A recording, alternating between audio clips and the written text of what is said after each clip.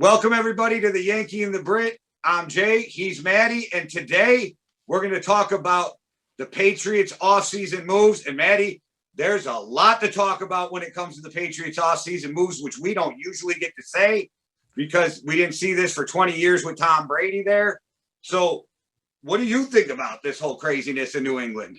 Yeah, so with the Patriots moves, it's kind of like how I don't understand how people didn't kind of see this coming.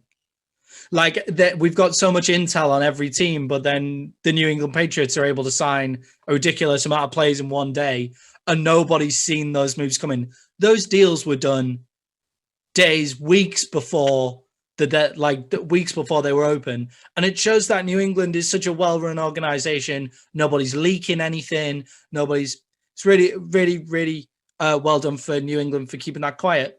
And also another reason why I can't believe nobody saw this coming is we said in our offseason needs review, the way that they were going to fix their teams and the way that they were going to fix the positions that needed to be fixed was through the draft. They were extremely weak in two positions, tight end, wide receiver. And we said they've never been able to draft them, so they're going to have to go to free agency. And that's what they did.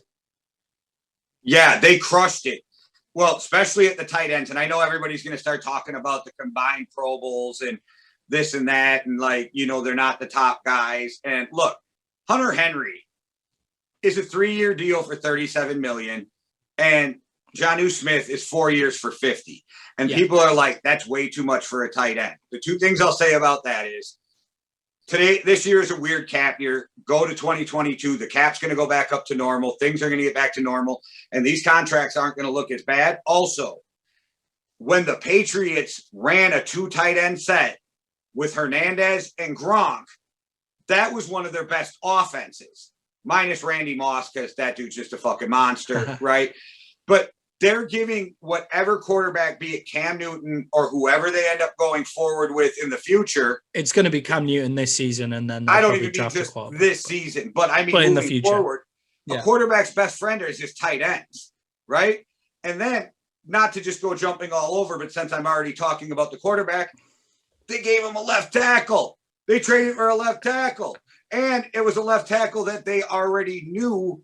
So they let him go get his big money, and then they brought him back on a 1-year, $11 million deal. Isn't that the most New England Patriots deal of all time? Let the guy go get his money and then bring him back on the cheap. I would say so, but there's one guy that tops it, and here is why. Kyle Van Noy is the most Patriot move ever. So they let him go. They get a compensatory draft pick for him. He gets paid. And a year later, they bring him back, and he's only got a 2-year, $13 million deal. So they let him go, got a draft pick for him, brought him back.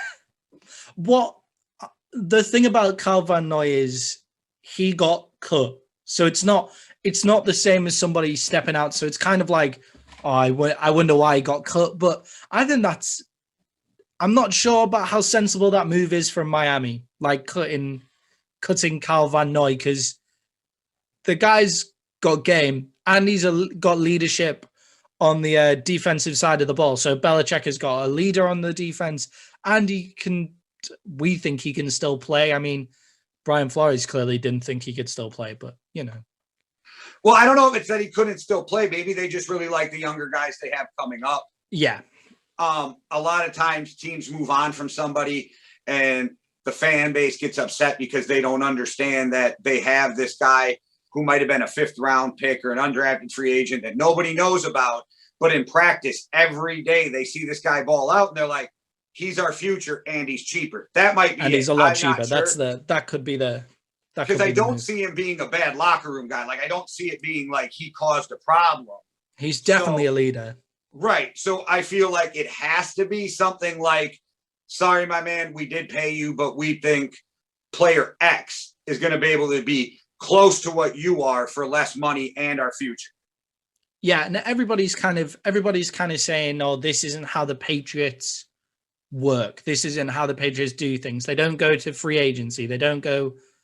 But they had lots of cap room, and you wouldn't say they've overpaid for lots of these players. Like, these are all New England moves just done at the very start of the window. Like they haven't necessarily gone for the top guys in the draft. So Nelson Aguilar and Kendrick Bourne, they're not the two top receivers in this free agency. I think the top free receiver has just gone to the New York Giants, which isn't the best move for my Cowboys. But anyway, Nelson Aguilar was a really good wide receiver in Philly. He kind of lost his way at Oakland, and now Bill Belichick, we've spoke about this before, has taken up his beaten up receiver, and he's going to make him better. We spoke about that in the offseason needs. That's exactly what he's done. He doesn't go for the top end guys. He just got his business out of the way early because he had the cap room to do so. And if you're Bill Belichick, why go sign and spend a ton of money on a Kenny Golladay, even though as good as he is, when you don't even know who the quarterback of the future is, and you're going to be a run-heavy team, play action, a lot of tight ends. Aguilar can move, right? Like he's a shifty, quick guy who can move. I don't want to keep beating the drum, and maybe it's because I'm a Vikings fan who's grew up on a lot of two tight end sets, but I love the move with the two tight ends. I love the two tight ends they are. And Jonnu Smith, as a fantasy guy who has made it to the championship game 5 years out of 6, but I've only won it once. Let's be fair. Jonnu Smith was hit or miss for me last year, but when he had fucking games, he had games.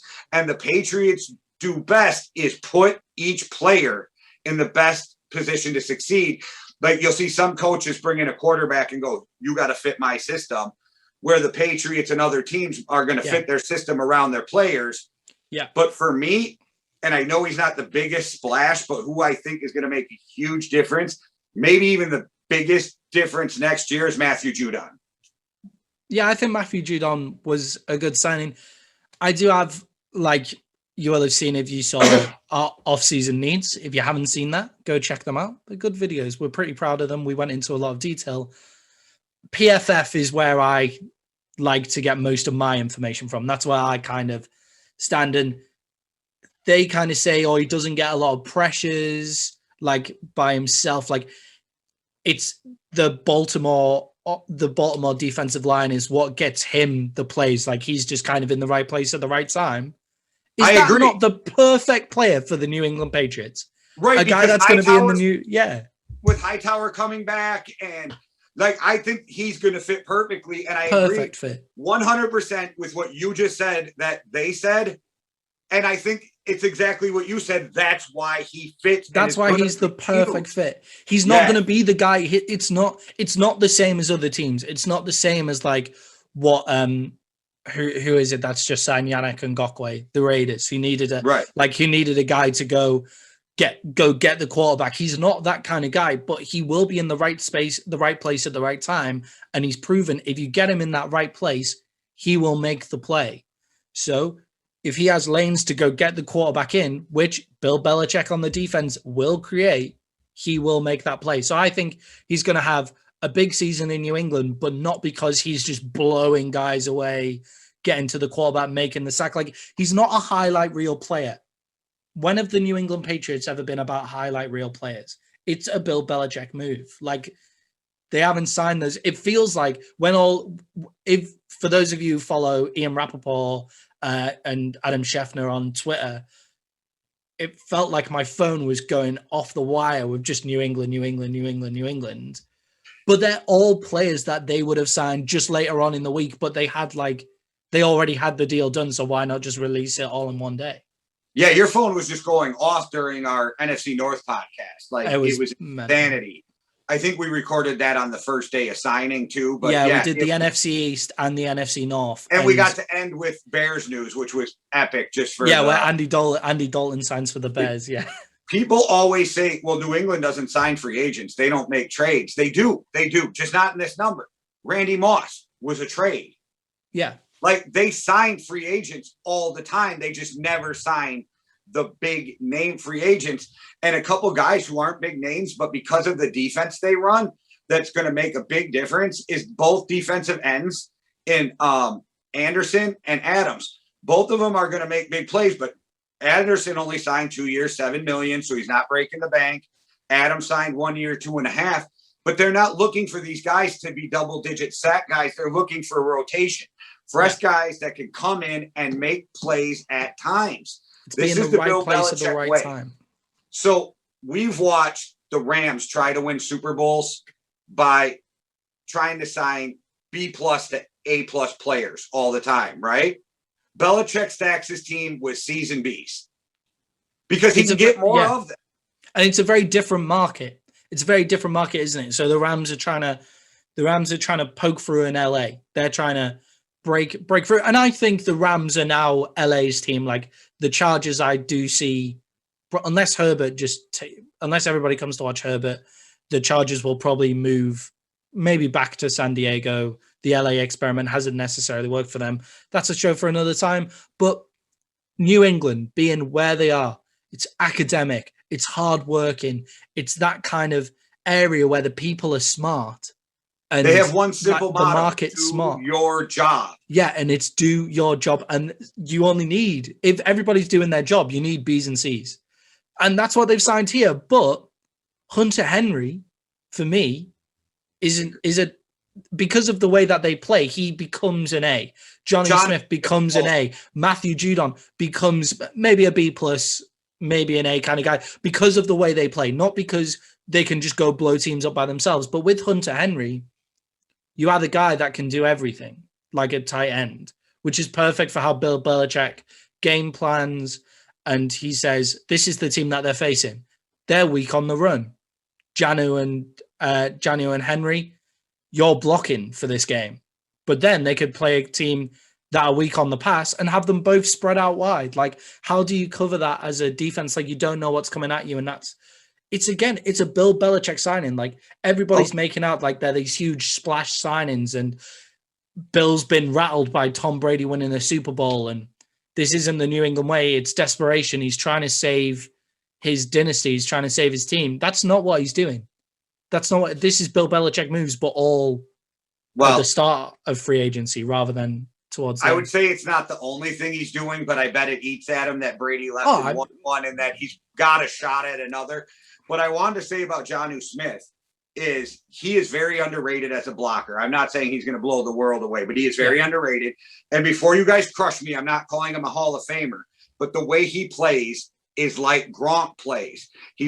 Now Gronk's older and doesn't move as well as he used to, but he's a guy who can run and move, runs routes, and he's a big body guy who will block you out like he's playing basketball. He will box out.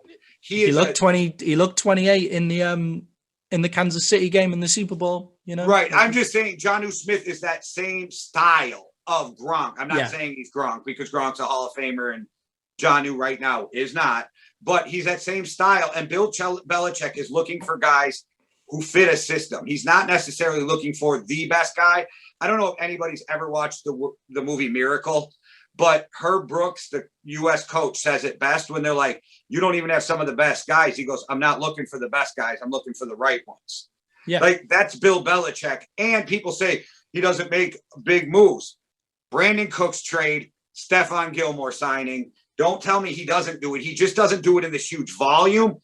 But he's at a spot where they sold out for Super Bowl runs. They did everything, and it might not have been the best moves, but they overpaid for some guys to make sure they got a couple more runs out of Brady, right? Yeah. This is the first time they've had to rebuild. This is the first time they've had to rebuild in 20 years. Yeah, and last year they didn't have any money. Yeah. And half the team went out for COVID. So, of course, they had a shitty year. Cam Newton is an intelligent guy, but he had to come in and learn one of the most difficult playbooks in the NFL.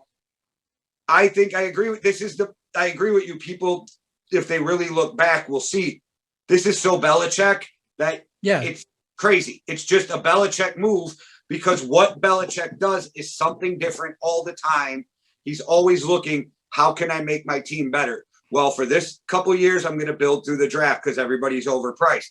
And now he's like, oh, we need to fill a ton of spots and I got a ton of room. Watch me go get a bunch of B's and C's that are going to turn into A's and B's because they're in our system.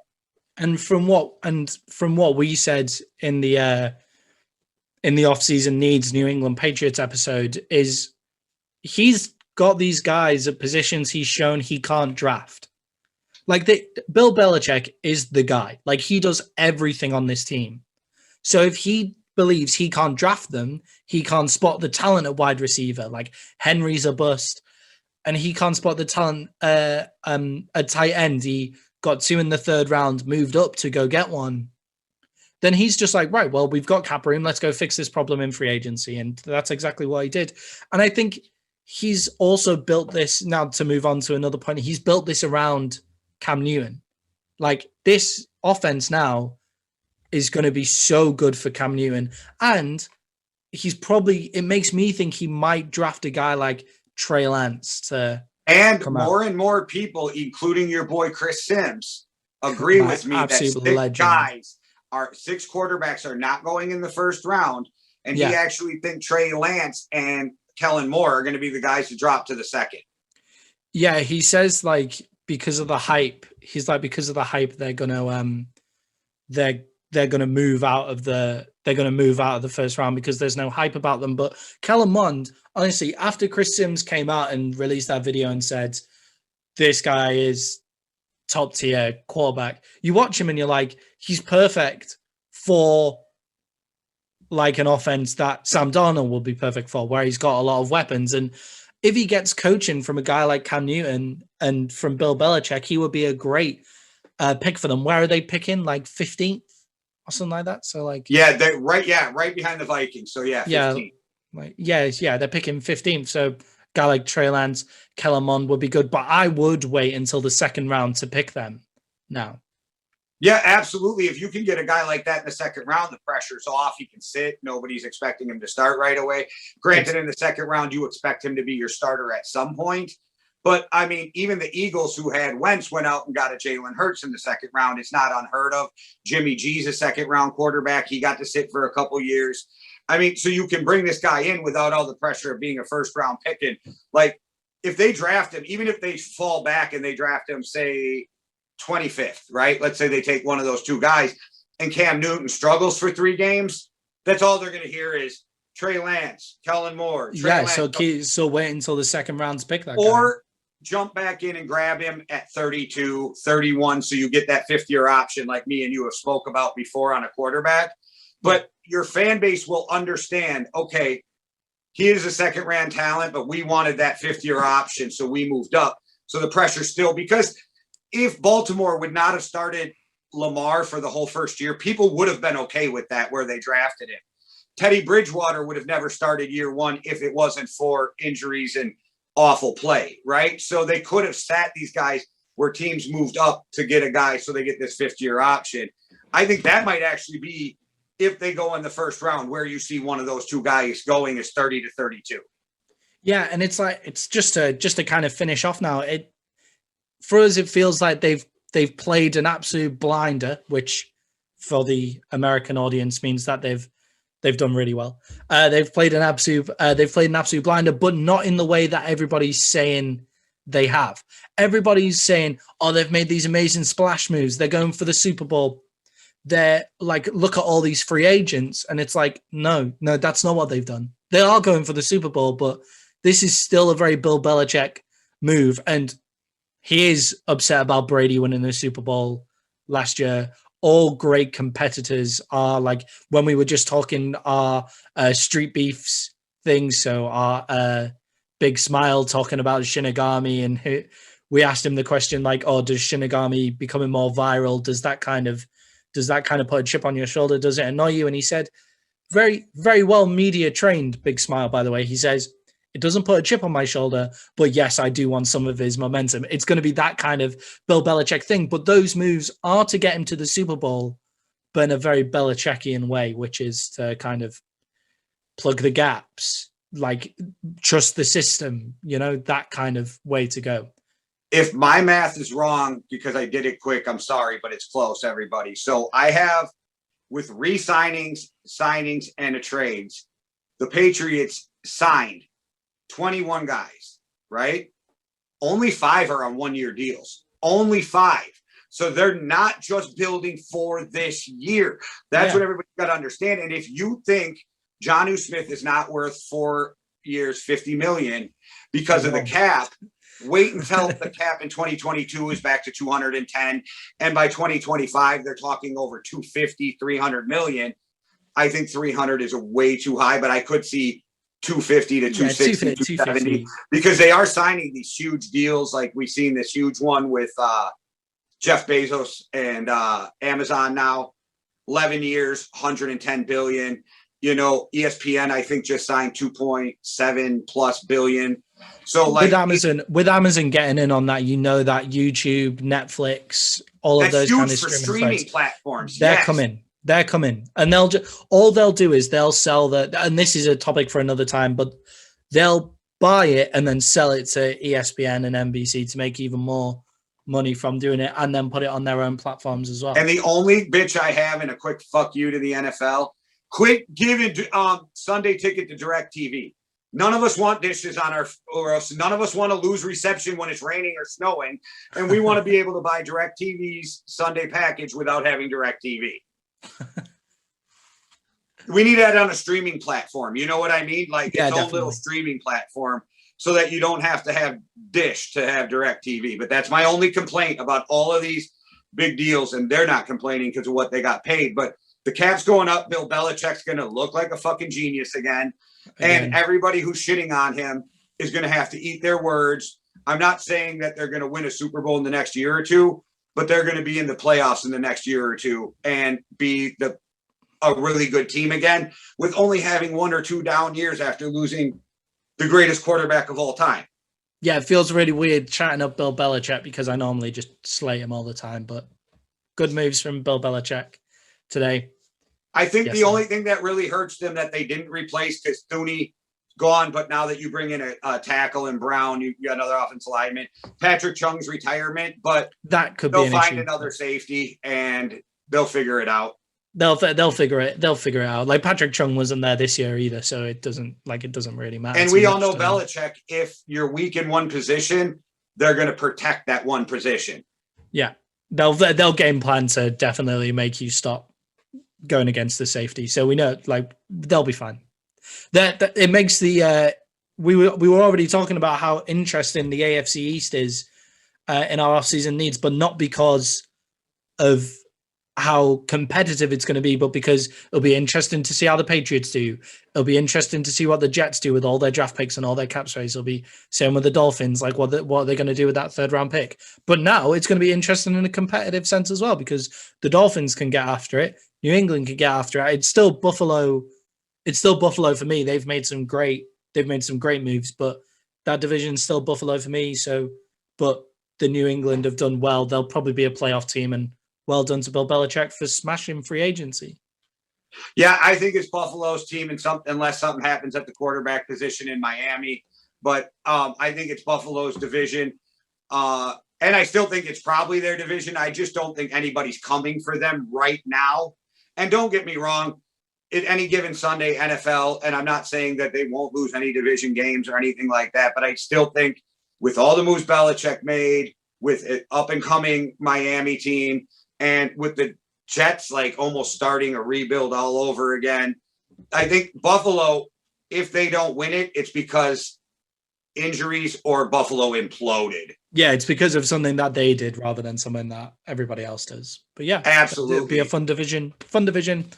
Good free agency so far from New England, and they're probably winning free agency at the minute. Yeah, and you can't win any games in March, right? Or April. But they're doing a hell of a job of setting themselves up for September. Yeah, definitely. And then, once they implement that offense and once they get going, it's interesting to talk about New England's offense now. That's something that's interesting for me because it was something that none of us had on the books to say, oh yeah, we'll be talking about on March on what's the date today? 21st. March 22nd, we'll be talking about New England's offense, but no. That's exactly what we're talking about. The whole world's crazy because neither of us knew what the date was at all. But in the scheme of the whole thing, I mean, Belichick always does what you don't think Belichick's going to do. Yeah, but we did. I just want to put that out there again. We did think he was going to do this. Not maybe to this scale, but we called it just to everybody out there. And maybe Belichick drafts better this year because they never draft this high. So maybe having a higher draft pick gives you less chance of missing. Yeah, we'll have to do a where we were right and where we were wrong video by the end of free agency to say this is what this is what we said what the teams would do, and this is what they've done, and we'll see where we were right and where we were wrong. This is why we were geniuses, or this is why we were freaking idiots, right? Yeah, like basically, yeah. Well, I appreciate everybody watching. I think we had a good time with this. I'm excited for the NFL season. I think all NFL fans this time of year actually get you really amped up wanting the season. We get through free agency and the draft, and then we get this weird dead time. Weird lull. Yeah. But we're getting there slowly, and I'm not rushing cold weather, so I'll take it as it comes.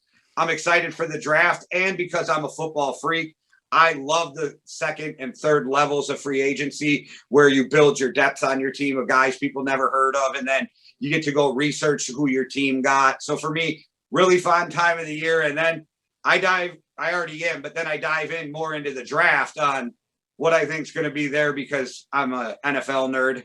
So yeah, you are an absolute NFL badger. Like that means a nerd for the American audience. Yeah, that's a cricket term. Sorry, I keep forgetting.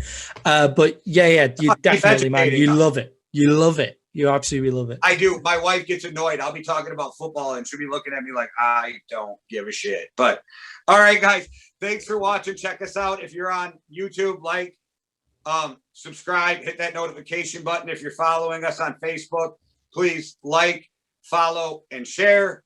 And if you're listening on any podcast platforms, we're on a bunch of them, so find us there. Also, tell a friend to tell a friend. And earlier today, I'll be dropping it probably tomorrow. If you're an MMA fan, check out MMA Underground with Yankee and the Brits interview of East Coast Street Beefs heavyweight champ, Big Smile. All right, guys. One world, one love. Deuces. Cheerio.